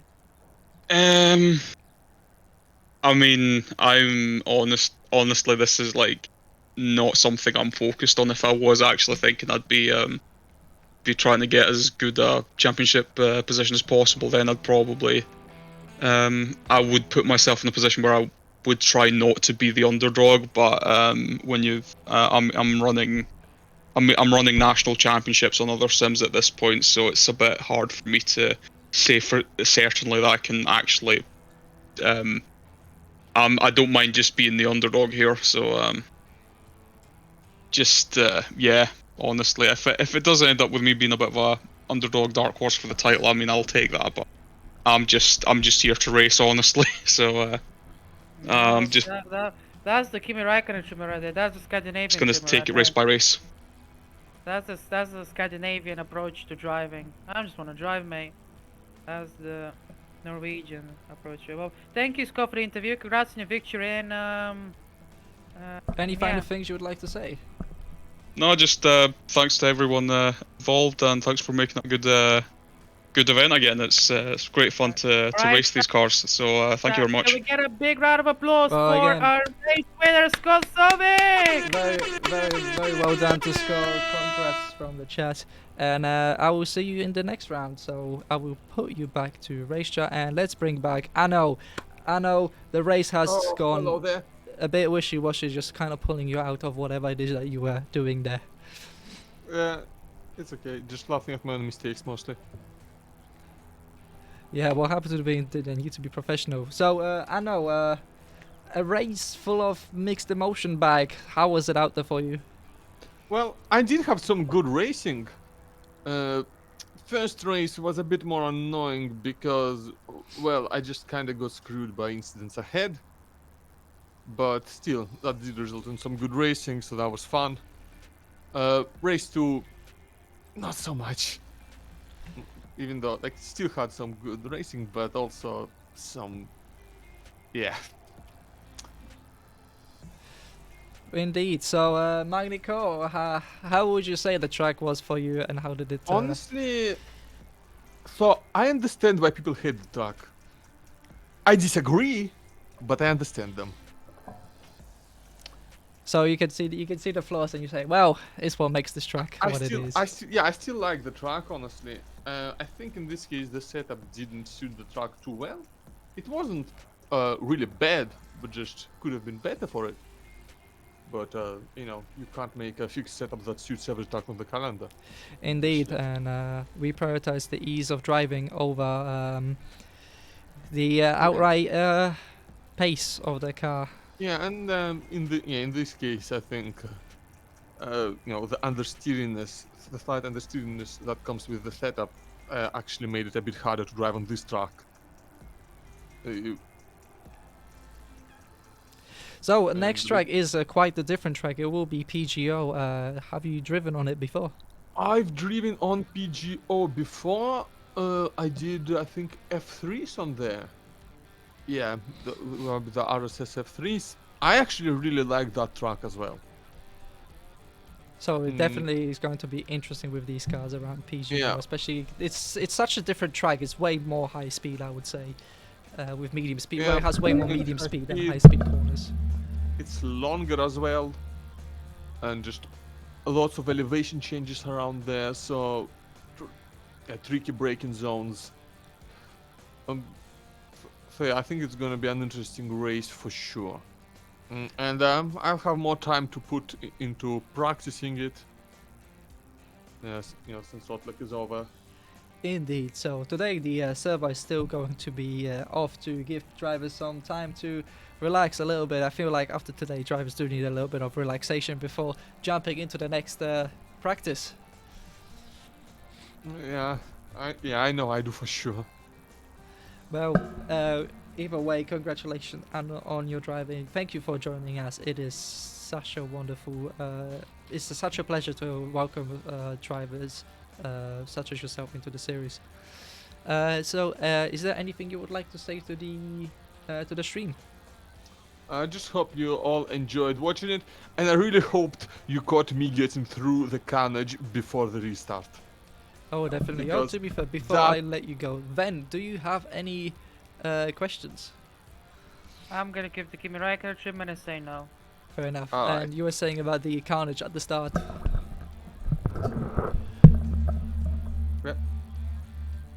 Who, wow, where? Oh, Anna was talking about the carnage at the start.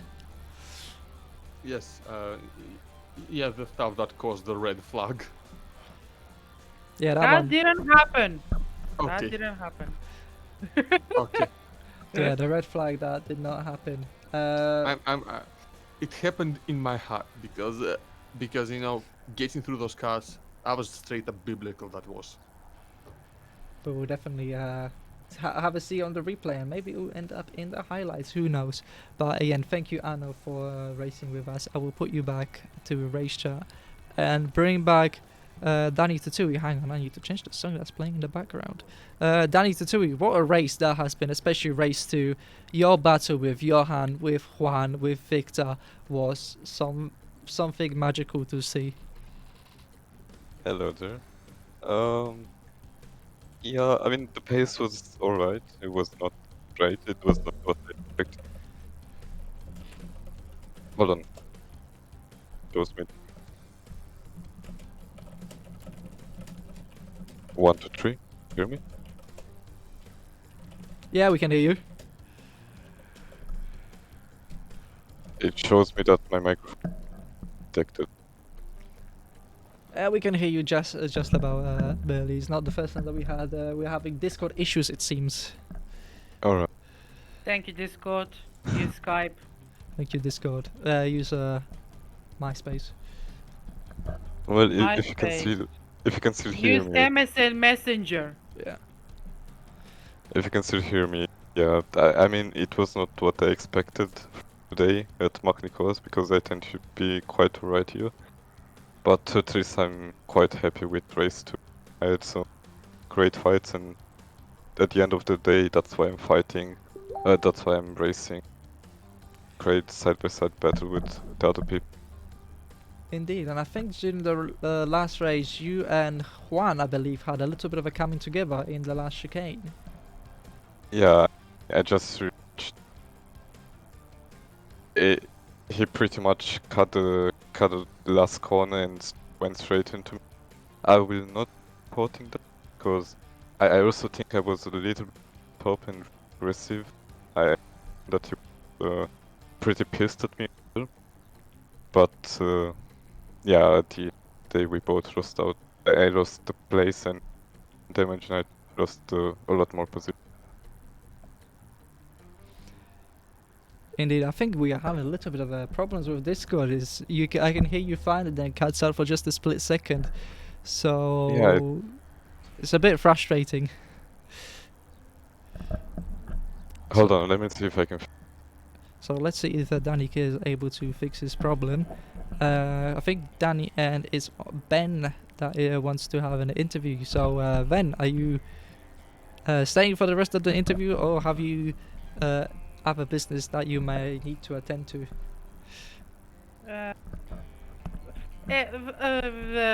I'll stay. Fine. Yeah, you'll stay. You'll join us. That's so good, Ben. Come stay with the party. 1, 2, 3. We can hear you. All right, perfect. Plus Is it- Ultra. What was it? Plus Ultra T Motorsport. Plus Ultra T Automobilista, whatever it was. That is Right. the Juan's team. So regardless, so to be fair, when you were racing Juan, where was part of your strategy to bring Victor into the contention? Yeah, that was pretty much why I was fighting that hard. I wanted to bring Victor, and then I let Victor pass as well. And team play, I will say, but also just fighting in general because I was really pissed at what happened in race 1. Me getting taken out like 20,000 times, and not only in race 1 but last weekend as well at Silverstone, and it feels like every single time I'm racing on lap 1 I'm always going to get taken out or lose like 20 positions or whatever. So yeah, I was frustrated, and at the same time I wanted to bring Victor in the game, and that's what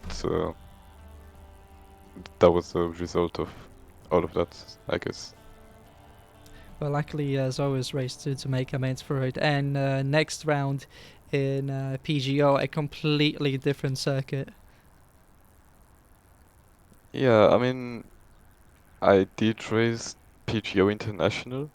I'm not sure what the national version is. Is it the Sector 1 and Sector 2, or is it the Sector 2 and Sector 3? So, Sector 1, I believe it cuts out the final sector. Let me just quickly have a look at the trap map for PGO National. Yeah, it cuts out basically the second sector. So it comes, cuts out. Is it the second sector that cuts out? I believe. Oh no, it's the second sector. Is the second sector that the PGO National is. Oh, it's only like the west side of the. Yeah, it's the west side basically. West or east Alright. side. East side, I believe. It's the entirety of sector 2. Ah, you got me more confused here, I suppose. Are you looking at the race department map? Yes, it will be. It's the race department by 00. Yeah, is it the part on the left that is taken out, or? There's the part on the left that is taken out. Alright, yeah. So I feel like it's going to be quite an interesting race. It will be a much shorter circuit, so we will see how 20 cars, if we manage to get that many drivers again for PGO, will go around that circuit. I suppose it will be like 1/10 or something like that. Watching the track layout. But Indeed, yeah, it will it's be interesting. about 1.5 kilometers shorter. So I think the lap times will be in 1 minute 10s, 1 minute 20s. Something like that, I would say as well. Well, regardless, is there anything you would like to say to the stream, Danny? Again, well done for the racing that you have provided. It's been it's been an amazing spectacle and a pleasure to commentate over your racing today. Yeah, thank you. Means a lot to know that my defending can be quite good sometimes. Unfortunately, my race pace is not that great to deliver the same amount of quality attacking, I would say. But yeah. And as also, Juan just said that the PGO circuit is 59 seconds, so that will be very interesting to witness indeed. Alright. A lap under a minute, that would be chaotic. If we get as many drivers as today, over 20 drivers, that will be a little bit chaotic with traffic. I will suppose. Indeed, it will have to be. It will be very interesting to see, regardless. However, final shout out to Cyanide Racing hosting the Cyanide Academy tomorrow, the final round of Calibres. Yes, Sunday 18 UTC, the season finale at Interlagos. It's been quite a season, not what we expected to be honest, but personally I'm happy that it now comes to an end. And let's see, I wish for a strong end to the season, and we're already fully focused on the next season. The votes for the next season's car is already out. It's a very strong battle between the Formula Supreme and the Ginetta. So, with a little bit of hype at the end, let's see what wins. Definitely, and we wish you good best of luck in the final race and the best luck for you in the next season. Thank you. Well, I will now be putting you back to race and bringing in the final driver to be interviewed. Ben Rashforth, you won the driver of the day from Dave in last round. This race has not gone as well as you hoped, however, there was still some very good fighting up and down that you have managed to produce. Yeah, the first race went very well for me. Second race, not so much. Got nuked very quickly in race 2. It has been very much unfortunate, but congratulations on your another top 5 finish. It's so far this season. It's race 1 amazing. Race 2 is a bit of a problem. Yeah, it's very interesting that. Let's hope that story does not happen in next run in PGO. The PGO is, as we have just found out, sub 1 minute lap time. So it's going to be very interesting with the amount of drivers if the all 20 turn up again. Yeah. Every time I've driven PGO, it's been tire overheating, so I think that's going to be very interesting. I don't know what layout it is. Is it the full or? It's going to be the national one, but given the amount of drivers we have, we will see whether anyone was extending. Maybe, but we should still be fine. Regardless, Magny Cours, how was this track for you with the Pragas?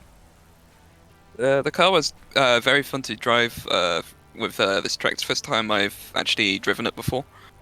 The car was quite fun as you could definitely push it. There was a thing I found in race 2, which is that the bollards for chicane 1, one of them will ping you, which I found out halfway through the race. Oh yeah, they're very much there to dissuade drivers from taking too much liberties with track limits. And Yeah, I think that might be a bit excessive though. Yeah, it might be a bit excessive. We will have to review if anything of that happens for future. And also still believe the client side, so every driver gets their own bollards to be flung by. Yeah. Yeah, I've definitely found that out. Yeah, which is great fun. But regardless, still well done on your achievement, and let's see where that puts you in the championship. And well, what are your hopes for PGO? At least 5th again. At least least once. Looking forward. Maybe twice. Yeah, hopefully twice this time. Maybe even a podium at some point. But again, PGO, love it, hate it. I've only driven it in Formula 3, but every time I've driven it, I've enjoyed racing there and driving it. I've always done the full layout, no idea about the National. The National is basically the second sector. Okay. So it goes from the S's into the long right-hander that will have the chicane in, and hairpin or S's. So it'll be quite interesting to see. Especially the long braking zone into a left-hander. Yeah, I'm trying to remember what the second sector looks like. I just remember the second pit lane and then the hairpin. That's about it. Yeah, second pit lane, the hairpin. After the hairpin, you've got the left-hander, and then very fast section of S's. And we have Juan has said not to go side by side through the S's in PGO. So we'll see if anybody decides to heed his warnings. Someone's gonna do it. Somebody's gotta do it, and we'll see if they can do it well without crashing. Then more power to you. Yes. I feel like I might end up doing it myself. I might regret it though if I try it. Indeed. Well, thank you for racing, Ben. It's been an absolute pleasure commentating over your racing. I've given us some very close racing here today. How was the racecraft today? When I wasn't hit off, it was pretty good. I don't really know what happened really when I was hit off, but all the other racing I had, it was close and able to stick it with one another. Very much enjoyed it. That is very good to see. And any incidents, of course, feel free to report and we will review them. But again, I hope to see you here next time, Ben. I do wonder, maybe at one point we will see you on the top spot of the race.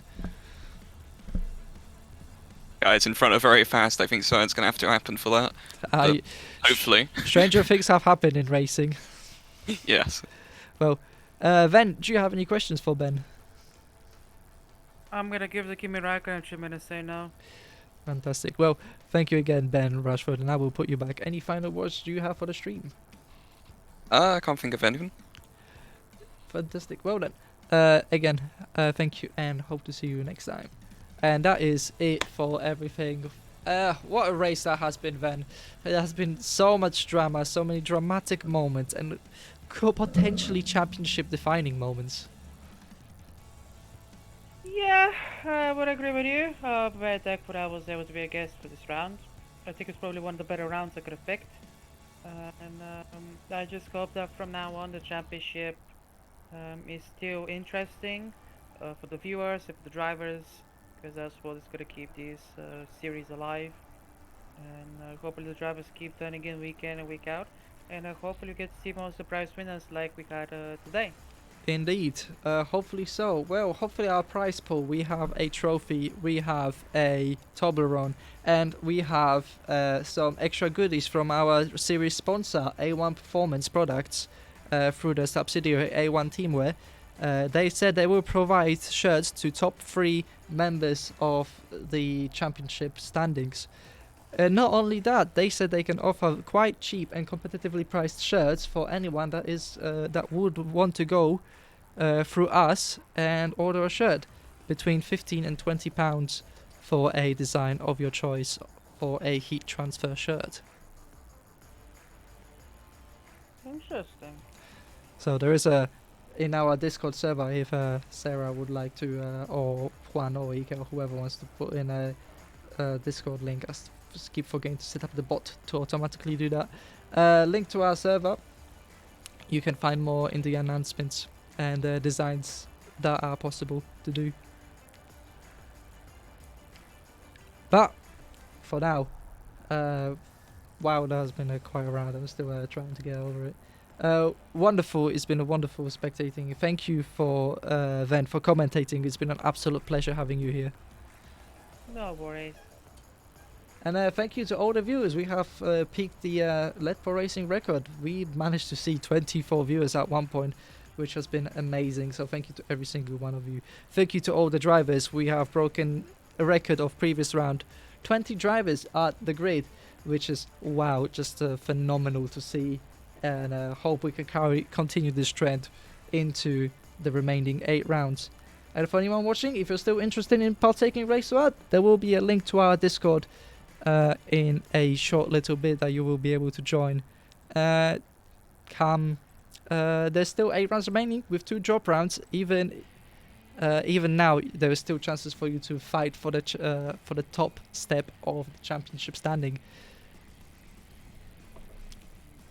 So, without further ado, I think we will be closing down again. Again, thank you to the admin team. Thank you to Ike, Juan, and Sarah for helping in running the series. Thank you to all the drivers. Thank you to Van once again, and thank you to all the viewers.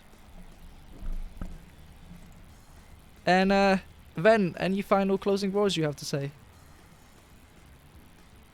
Thanks for the invite. Fantastic. Well, see you guys in the next round, and enjoy the music.